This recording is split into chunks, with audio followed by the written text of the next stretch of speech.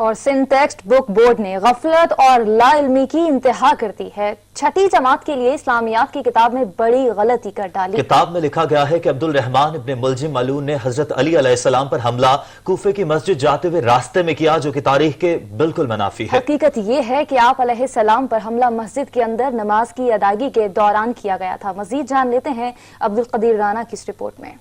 Sindh text book board کی سنگین غلطی سامنے آ گئی۔ چھٹی جماعت کے لیے اسلامیات کی کتاب کے صفحہ نمبر 108 پر چھٹی سطر میں ایک ناقص عبارت تحریر کی گئی ہے کہ عبدالرحمن ابن ملجم ملعون نے نماز فجر کے لیے مسجد کی طرف جاتے وقت راستے میں زہریلی تلوار سے آپ علیہ السلام پر وار کیا، جبکہ حقیقت یہ ہے کہ حضرت علی علیہ السلام پر ملعون نے حملہ کوفے کی مسجد میں نماز کے دوران کیا تھا۔ سندھ ٹیکسٹ بک بورڈ کی یہ غلطی طالب علموں کو گمراہ کرنے کے مترادف ہے۔ علماء کرام، والدین اور ماہر تعلیم نے مطالبہ کیا ہے کہ سندھ ٹیکسٹ بک بورڈ اپنی غلطی کو فوری طور پر درست کرے اور آئندہ ایسی لاپرواہی سے باز رہے۔ وزیر اعلیٰ سندھ اس کا نوٹس لیں اور اس تاریخی غلطی پر ذمہ داروں کے خلاف سخت ایکشن لیں۔